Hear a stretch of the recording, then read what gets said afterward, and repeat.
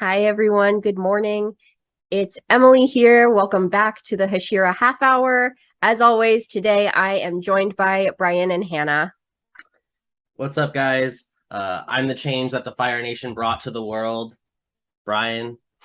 Because everything changed when the Fire Nation attacked. Everything. What's up, guys? I'm Hannah. That's rough, buddy. Oh, that is, in fact, rough, buddy. Wait, what? I mean, yeah, it's rough. Your girlfriend's a moon spirit. You got charged by the Fire Nation, and you tried to 1v how many people with a club and some children? Yeah, that's pretty rough, buddy. Poor Not Sokka. ideal. That's for sure. All right. Well, welcome back. We're really excited to have everyone here. This week, we're going to be taking a look at episode 9, the Temari Demon and Arrow Demon episode. Something that really interested me during this episode were the different partnerships that we get to see come into play, sometimes for the first time. So I think I just want to kind of discuss this episode with that frame in mind, the partnerships that we get to see. So up first, the one that comes to mind for me is, of course, our first exposure to the title characters. We have our Temari demon and our Arrow demon, Yahaba and Susumaru. This is our first time getting to see some of the Kazuki, or 2 of the 12 moons, the demons who serve Muzan directly as part of his inner circle.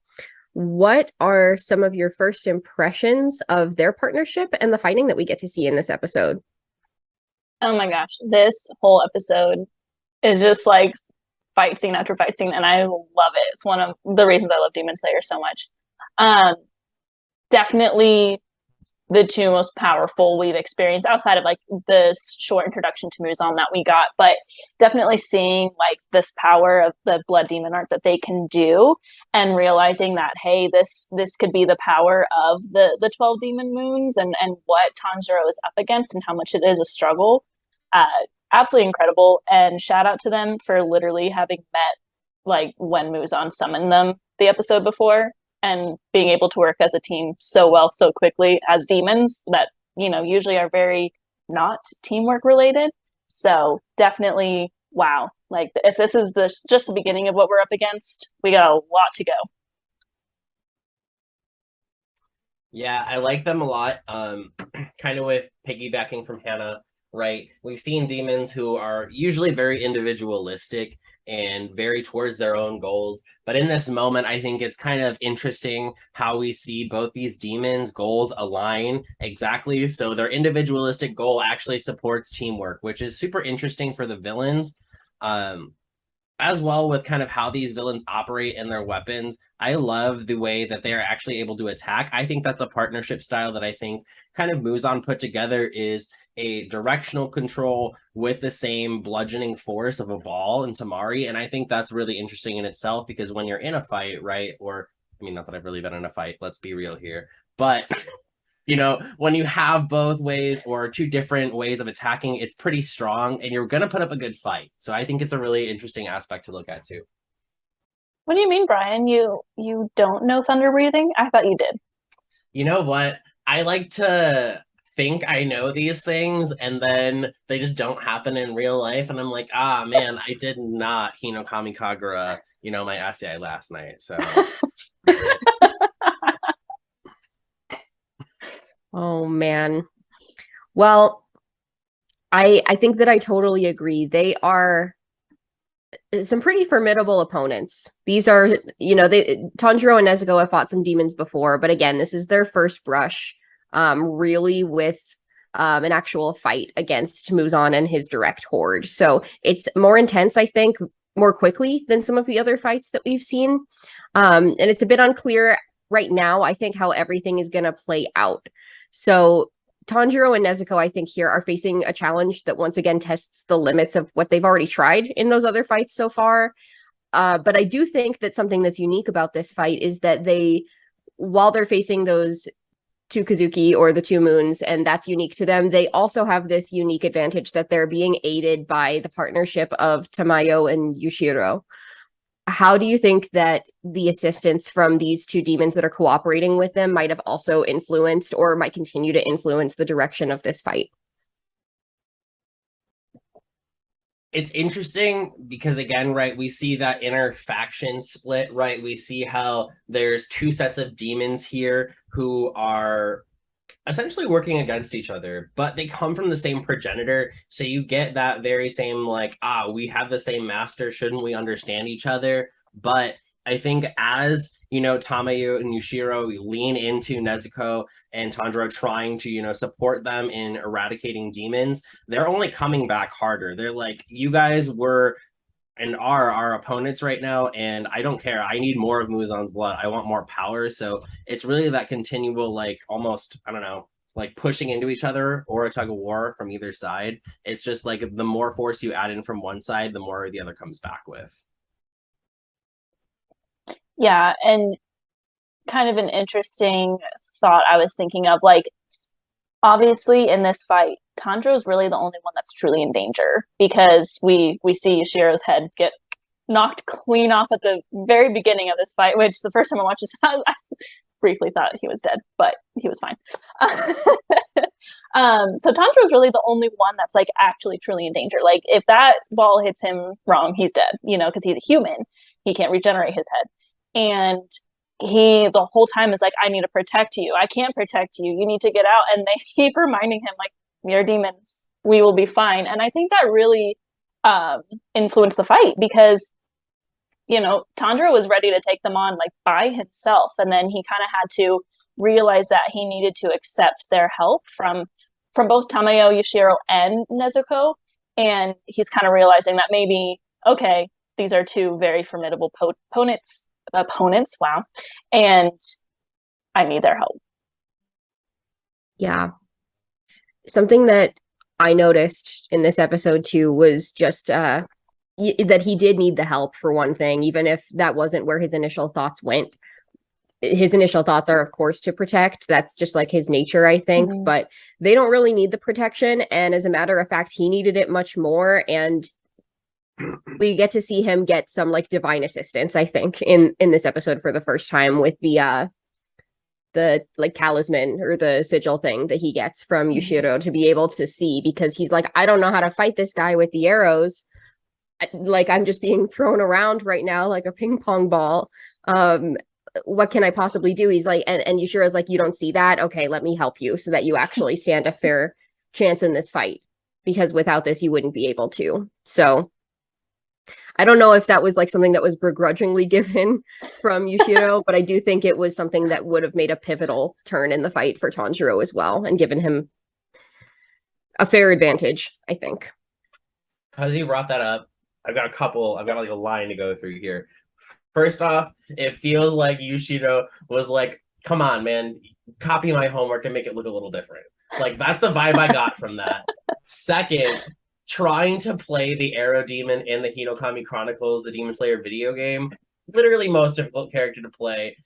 You're just waddling around trying to shoot things left and right, and you're literally missing, getting slayed by, obviously the Slayers. So just two quick things there. But also, when we talk about Yushiro helping Tanjiro, it again comes from kind of the tandem thing that we just talked about, right? How their goals align. Tamayo's goal is clearly to, reverse demonism and try and eradicate that. Yushiro's goal is to support Tamayo in any way. And unfortunately for him, he does not like Tanjiro, and he thinks Nezuko's ugly, but serving his master supersedes his own wills to, watch Tanjiro suffer. So I think that's really interesting too, about how their dynamic works to support further. Yeah, I feel like Yoshiro, he doesn't like Tanjiro, but at the same time, like, he kind of is like, I could see him being a friend, but he's like refusing. He's like fighting against the fact that I think that he's like, I kind of like this kid, but I'm gonna act like I don't. That's the vibe that I get from him. Yeah, I feel like he doesn't really like anybody other than Tamayo. He is completely and utterly devoted to her. That is it. You like Tanjiro, don't you, Squidward? Oh. Not Squidward. Clarinet breathing, first form. Don't make me spit out my coffee. Sorry. Wouldn't it be a beautiful sound for a podcast? Oh man. All right. Well, I mean, so there are a lot of partnerships already at play in this fight, and you've got two sets of separate demons that are kind of combating against each other. They kind of recognize each other. I think they know, like Tamayo and Yushiro know that these are two of the 12 moons. The two moons also know that like this is somebody that they refer to as a runaway as well. Hopefully we'll get to find out a little bit more about that in an upcoming episode. But they're also interested in like bringing her in too. So it's interesting to see like the combat that's kind of going on there. But of course, at the heart of everything is still like our two heroes and stars, Tanjiro and Nezuko. We get to see them employ their own skills again as also partners in this fight. And in the past, we've already discussed some of their similarities and their differences in the way that they approach some of these fights. But do you think that they're beginning to find a rhythm or any methods that suit them a little bit better? Do you feel like it's improving? Yeah, I mean, I was having a conversation with someone a while ago about Tanjiro's relationship with Nezuko, and I was thinking about the fact that he didn't want to bring her into a fight. You know, like his natural disposition, like we talked about earlier, is to protect. So if Tanjiro had his way, he would never bring Nezuko into a fight, you know? Like she would stay in his box on his back and have absolutely nothing to do with the fight because he wants to protect her. That's like literally his life's mission. But I think he's starting to understand that not only does he need to let her help in the fight, but she also is extremely needed sometimes because of her power. You know, he's figuring out that her demon power is going to help him. And, you know, as we saw in the last fight, without her, he would not have made it through. And, you know, without him, she would not have made it through. So I think he's starting to realize maybe that their fighting styles work together as a team rather than, you know, oh, maybe I'll get her help when I can, or if it's absolutely needed. Other than that, I'm gonna like make sure that she doesn't have to fight. He's kind of just allowing her to join the fight almost immediately. Yeah, I think Tanjiro's, you know, I guess maybe call it his fatal flaw, right? He feels that he holds all of the weight to protect his sister and to protect those that are around him. And it's very relatable to like a larger scale concept, right? In the sense that, you know, people aren't able to accept help when they're at their points of low or when they're in their most difficult moments, right? They believe that their inner strength only comes from what they can produce and how they can navigate the situation. However, you know, we see that getting support in those moments and getting, you know, Yushiro's sight, getting Nezuko to, you know, become a kickball star when get those balls right back is what he needs in the moment, even to breathe. And even if Nezuko is just a distraction for his enemies, right? Because they see another demon, but like they get a different aura from her, it buys him 3 seconds to get another strategy in, right? So he needs to rely on, you know, other people in order to develop his own strength. And I think that just comes back to real world experience, that it's a reminder we need our people in our hardest moments. Absolutely. And I could absolutely see that being something that's a struggle for him, given that he kind of was the person that like stepped up, I think, in his family in place of his father, like after his father's passing. And it's just kind of how he's been. But the partnerships and the cooperation, I think, are necessary to even consider defeating these like old and established connections that these demons have. So on that note, do you think that it's just that they are improving, or is there like an element of luck here for Tanjiro and Nezuko as well? Is this like destiny, or is this like right place, right time? You know, they happen to stumble upon like a bunch of different demons in this one of these last episodes that we watched, and we were talking about like what are the odds that they would have like stumbled into Tamayo and Yushiro. What do you think? Is their fate? Is it just dumb luck? Is it that they're convincing? Like, I don't know. What do you think? It's hard. I don't know.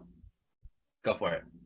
No, I was just gonna say it's a little bit of both. I know that's such a cop out answer, but they're definitely improving in each fight. You know, we get to see Tanjiro's sword skills kind of take its own in the last fight, and in this fight I feel like he already has kind of improved. I think he's learned from the last fight. I think he's someone who does that, you know. He doesn't see each fight as just a fight. He sees each one as an opportunity to learn. So I think that he has definitely gotten slightly better. I think she has kind of figured out more of her powers as well. So I think they definitely both have leveled up, even if it's just a tiny bit from the last fight.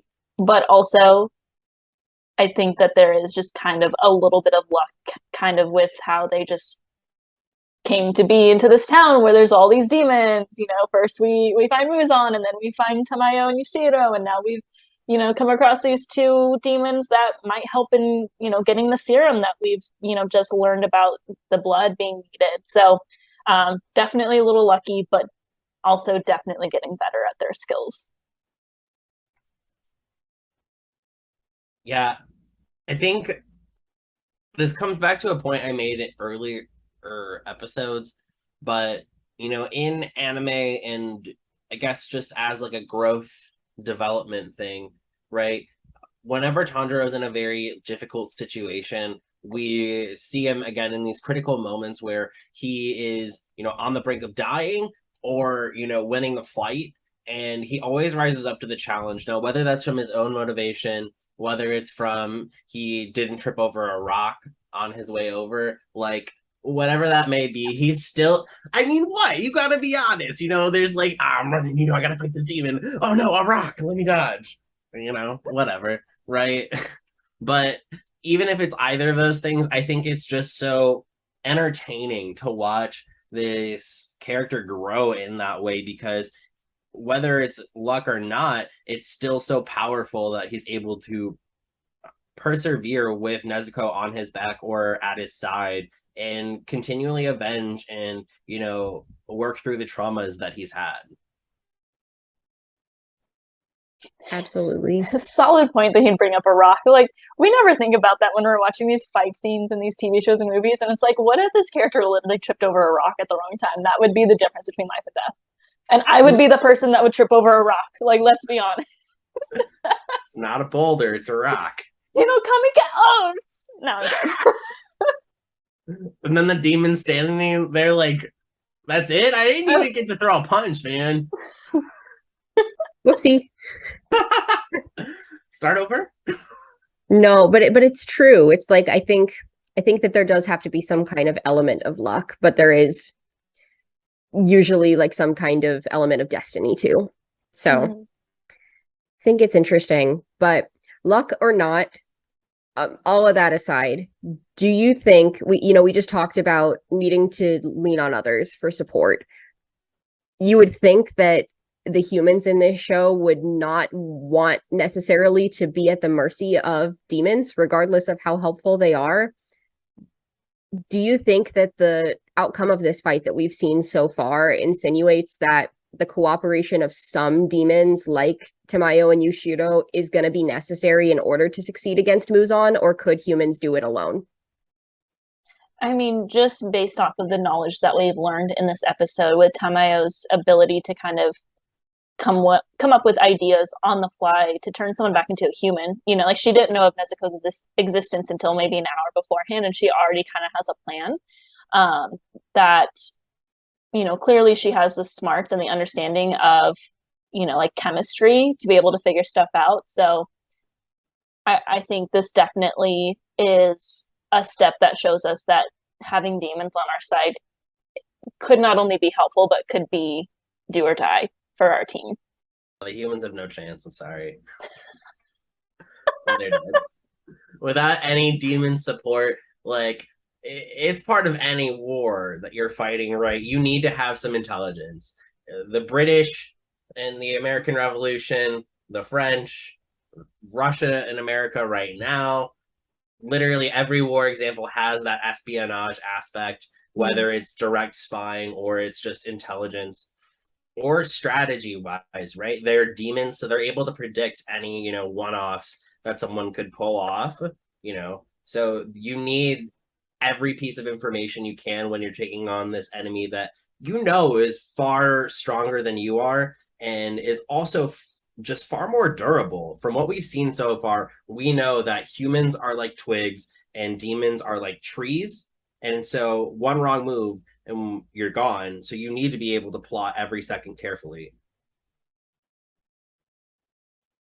Yeah, I mean, they can take hits and they can regenerate, like we saw in this episode, like I mentioned earlier, Yoshiro got his head taken clean off. If that happened to Tanjiro, he's done.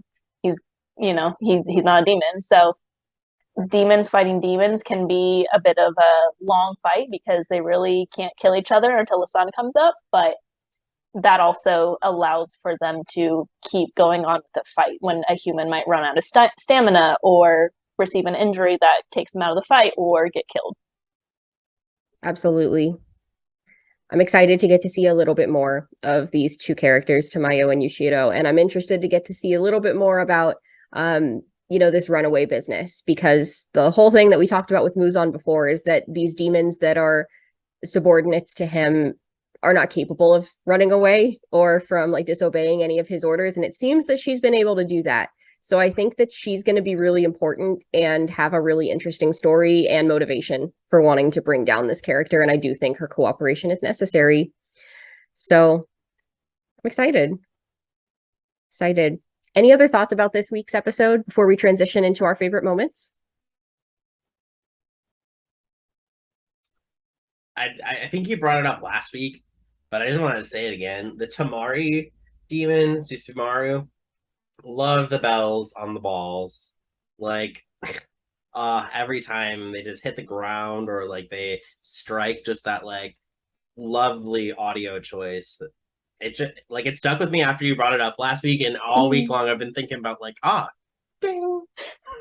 It's ominous. It's like the first thing I thought of when I started this episode was the bell sound with the balls, like being the very first thing you hear. I was like, oh, the sound design. Yeah, both demons, their character designs and sound designs are very interesting. Absolutely. That wasn't going to be my favorite moment from this week necessarily, but I do think it carries over. The sound design, particularly the Temari balls, for sure. It's just ominous. It sounds like that, like those tags that whistle on like the Japanese like death shrines that they show in. I don't know if we've seen them in this anime, but definitely like a lot of different ones. I mentioned Naruto last week, and that's like the clearest example, but it's definitely been in others too. And just that like contrasted with like a child's like plaything is very dark. I like it. But that actually was not going to be my favorite moment necessarily that I brought up. I do think it carries over. But one of my favorite episodes this week, I think, maybe this is a little bit sadistic of me, but the animation of the fighting styles too that each of these new demons bring. Tanjiro's water breathing too, of course, beautiful as always, but we have seen it before. We've seen the Tamaris very briefly, but we also get to see the Arrow Demons animation for the first time in this episode. And I think it is just like so beautifully done. It's one of our first times seeing any like real fighting from the 12 moons beyond Muzan just kind of scratching somebody's neck. And they said they were going to try to kill them brutally. I think that they absolutely held up their end of the bargain. We talked just now about the child's play thing. We saw it rip apart an entire house. Just totally decimate it. And then we see Tanjiro also be completely thrown around with the arrows like it's a pinball game. And I think it shows the strength that those two must really have, but also kind of the immaturity and like the juvenile nature that they have, that they can just use these humans and other demons as toys, essentially, is what it looks like. And it makes me wonder if these are two of the more juvenile ones, what we might see when some of the upper moons are introduced. So yeah. I think, as we're talking about villains, right? We know I'm a villain stan. We know we're here for it. But I love these two demons so much. And I don't want to steal from your moment, so I'll be here quick and then hop off this lily pad. But I love the way that they're using children's toys. I love horror movies a lot. Conjuring is one of my favorite universes, and I love, the use of the Annabelle doll. And so like these things just really bring me joy, because I do enjoy that like ominous feeling of something that you used to hold very comfortable and very loving, and now it's like starting to decay and become into something that's like deadly, so that's perfect. But my favorite episode honestly has to be Mario Super Striker Nezuko over here. Like her coming out and kicking the ball back and then the demon being like, oh my god, he kicked it back at me. That is wow. And so like I'm just amazed that she like kicked it back and then she was like, oh, okay. Like Nezuko's still a young, like amateur demon, and like in retrospect with all these other ones who we don't know how long they've lived yet, but we know that they live certainly longer than humans. So she's like coming out the box, really coming to like play with these demons, if you will, and she's putting up a solid fight. So I think it's a really interesting, dynamic how she's able to just square up right away. Yeah, it's such a good episode. I know we keep saying that. That's what makes a good show, right? Like if I can look at an episode and have a hard time finding a favorite moment from it, I think, that's a sign of a really great show and great episode. Um, to go off of that, I think my favorite moment is there's two moments, and one of them is really dark because I I I love it when my favorite characters get like absolutely just like pummeled in a fight. It's so weird. I'm like, yeah, pass out. That's great. I love that. Get injured. It's cool. I I can't explain it. Um, No. oh my God. So when Tanjiro just gets like tossed around like a rag doll, I don't know why I love it so much. I think it's because it makes it feel more realistic. You've got this main character that a lot of people say that he has plot armor. Maybe he does. He is the main character. That's fine. But to I'm see sorry, him like, did you just say plot armor? yeah, What is that? like main character plot armor, where it's like you survive because plot. Like there's no real like reason to surviving other than the plot must go on. The show You know must go what? on. Listeners, don't come for me in the comments, okay? I'm sorry. I literally have to get explained things and new terminology each week. So, if there's anything else you want to teach me, drop a comment. I mean that's all over TikTok, and a lot of the Tanjiro plot armor jokes are really funny, but also sometimes it gets really old because I'm like, honestly, like every main character has plot armor because they have to survive at least until the end of the show, to make the story.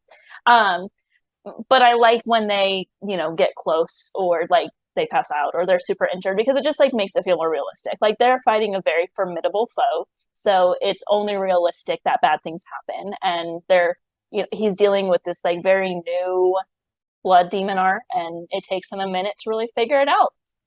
Going off of that, my favorite moment after that is right after that when he beheads the demon, and that's how the episode ends. Him just being able to think really quickly, with his arm and just being like, all right, I got to figure out some other way because otherwise he's going to keep pushing me away with the arrows and then I'm going to get tossed around some more. He's able to think on his feet very fast, which we've already seen quite a few times. And I think it just shows that not only is he growing stronger sword skill wise, but he's also even getting stronger with like his battle smarts. So, and the animation right then, I absolutely loved how they even like animated it so you just saw like multiple Tanjiros in one slide. I thought that was really interesting. And I was like, okay, that's kind of new. I like it. I agree. I'm weird. It's okay. We're all a little bit weird. That's fine. But I think that those were all some really great moments. Are there any other moments or anything else you'd like to call out from this episode? I guess just like shout out to the creepiness of the arrow demon. Like he's just out here living his best weirdo life with eyeballs on his hands, and he like it's just so like different. And I feel like that's the cool thing about this show. Obviously, like we know what comes having seen the whole show, but like each different demon has its own unique like abilities, and I feel like there's not really a lot of crossover between them. Like they are all very interesting with their own personalities and stories. And so I just really think that this is just another demonstration of how these villains, while they have the same overarching theme, have different niches that can catch different people, and it just makes it that much better. It's funny you say that because I was just thinking about that the other day with like each demon having such a different power, but it doesn't feel like someone was just like pulling that out of thin air. Like it all made sense and was very interesting. And I love My Hero Academia, let me tell you. But sometimes I think there's someone in the writer's room that is just literally coming up with the randomest crap to make a quirk. Like I noticed that when I think we were in like I think 5 seasons was come out. Yeah. So in the 5th season, I don't remember what the quirk was, but it was like a new quirk from a new person. Spoiler alert! Possible. I don't know. I just want to throw it out there. Yeah. It's just like a new person and a new quirk that we learned. I don't remember what it was, honestly, but I remember looking at Jordan and going, where do they come up with these? Like, they're so random. And that doesn't mean that it's not well written. And they have to come up with a lot. But I think it's interesting that, like, it's kind of similar with demons because they all have these different powers, but I never felt like it was just super random. I was always like, okay, like, that's cool and interesting and makes sense. It doesn't feel just like out of thin air. Yeah, it feels very intentional. Mm-hmm. Cool. All right. Well, I think that is about all the time that we have for this week, but thank you again for joining us. Don't forget to like, subscribe, comment, do all the things. If you do leave us any questions or any of those comments that we were asking you to leave throughout this episode, please go ahead and do it. You might get to see us answer it in a future episode. And exciting announcement this week, if you are local to the Phoenix area, we hope that we'll be able to see some of you at our Demon Slayer trivia panel at Sabaton Con on Monday, September 5th or Labor Day. Come hang out with us, play some trivia, maybe win a cool prize. We'll look forward to seeing some of you there, and we appreciate you listening in today. See you all next time. Umai. Umai. Umai.